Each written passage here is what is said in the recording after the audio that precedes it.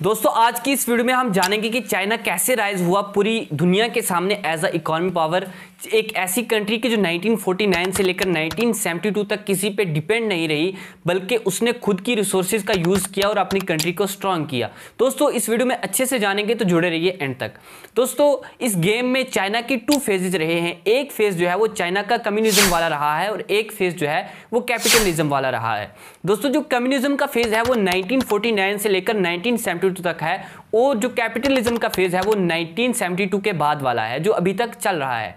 दोस्तों सबसे पहले हम कम्युनिज्म का फेज डिस्कस करते हैं। फर्स्टली 1912 में जो है वो चाइना में जो मोनार्की सिस्टम है वो खत्म तो हो जाता है, लेकिन चाइना का जो इकोनॉमी राइजिंग का जो सफ़र है वो 1949 के बाद अच्छे से स्टार्ट होता है।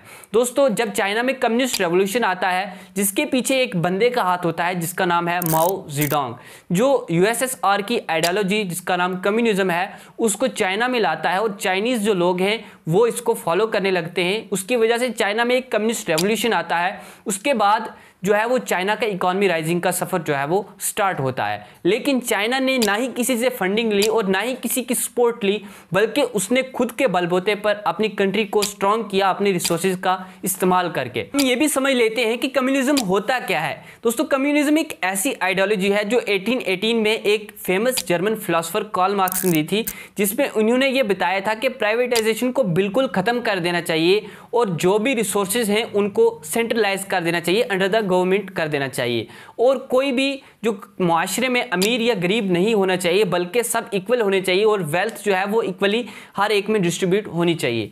दोस्तों इस आइडियोलॉजी को आफ्टर कम्युनिस्ट रेवोल्यूशन, जब माओ जेडोंग ने चाइना में कम्युनिस्ट रेवोल्यूशन लाया उसके बाद चाइनीज़ लोग भी इसको काफ़ी ज़्यादा फॉलो करने लगे और इतने ज़्यादा फॉलो करने लगे कि चाइना ने जो कैपिटलिस्ट वर्ल्ड था उससे अपने लिंक बिल्कुल तोड़ दिए। जब चाइना ने अपने लिंक जो है वो कैपिटलिस्ट वर्ल्ड से तोड़ दिए और कैपिटलिस्ट वर्ल्ड को बाय बाय कर दिया, उसके बाद चाइना ने खुद के जो रिसोर्सेज थी, खुद की जो इंडस्ट्रीज थी उनको बढ़ावा दिया और अपनी कंट्री के जो रिसोर्सेज थे उनको प्रमोट करना शुरू कर दिया।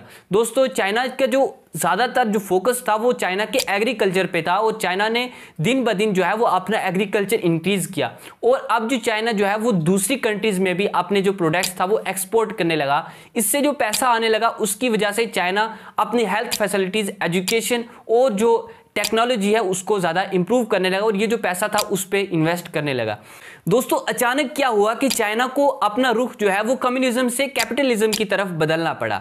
दोस्तों चाइना एक तरफ जो है वो बिल्कुल भी ध्यान नहीं दे रहा था, जिसको वो बार बार नज़रअंदाज कर रहा था, जिसकी वजह से चाइना को बहुत भारी जो है वो एक भुगतना पड़ा, इसका हमियाजा भुगतना पड़ा। दोस्तों वो था पॉपुलेशन फैक्टर। चाइना की जो पॉपुलेशन थी वो 1949 के बाद आहिस्ता आहिस्ता जो है वो इंक्रीज़ हो रही थी। चाइना अपना एग्रीकल्चर तो बढ़ा रहा था, लेकिन 1970s के दौरान क्या होता है कि चाइना का जो एग्रीकल्चर है वो कंट्री के लोगों को ही पूरा नहीं होता है। एक ऐसी कंट्री की जो पहले एक्सपोर्ट किया करती थी अब उसकी कंट्री के लोगों को ही वो पूरा नहीं होने लगा और चाइना में एकदम से जो है वो इकोनॉमी डाउनफॉल आता है। दोस्तों चाइना की पॉपुलेशन तो बहुत ज़्यादा बढ़ रही थी, जब पॉपुलेशन बढ़ेगी तो जो डिमांड्स हैं वो भी ज़्यादा बढ़ेंगी, लेकिन चाइना की जो एग्रीकल्चर प्रोडक्शन थी वो रिमेन कांस्टेंट थी, जिसकी वजह से चाइना में बहुत ज़्यादा जो है वो क्राइसिस बढ़ गए। दोस्तों अब चाइना ने, सबसे बड़ी बात यह है कि चाइना ने उस वक्त अपनी बिगड़ती सिचुएशन को बहुत अच्छे से हैंडल किया। दोस्तों उस वक्त चाइना ने वो कम्युनिज्म का जो कंसेप्ट था उसको ही उसी पे अटका नहीं रहा, बल्कि उसने कैपिटलिस्ट वर्ल्ड की तरफ हाथ बढ़ाए और कैपिटलिज्म को एकदम से अडॉप्ट कर लिया। दोस्तों चाइना ने फर्स्टली जो कैपिटलिज्म है वो 1972 में फुली जो है वो अडॉप्ट कर लिया और यूएस के साथ बहुत अच्छे रिलेशंस रखे। 1973 में चाइना के एक न्यू प्रीमियर आता है, ज़हू एनलाई, एक न्यू प्राइम मिनिस्टर इलेक्ट होकर आता है जो उस वक्त की बिगड़ती सिचुएशन को बहुत अच्छे से हैंडल करता है। इसने 4 सेक्टर्स पे बहुत ज़्यादा ध्यान दिया, industry, agriculture, science and technology, और इनमें बहुत ज़्यादा चेंजेस लाई, जिसकी वजह से चाइना की जो अब इकोनॉमी जो सिचुएशन है वो आहिस्ता आहिस्ता जो है वो सुधर रही थी।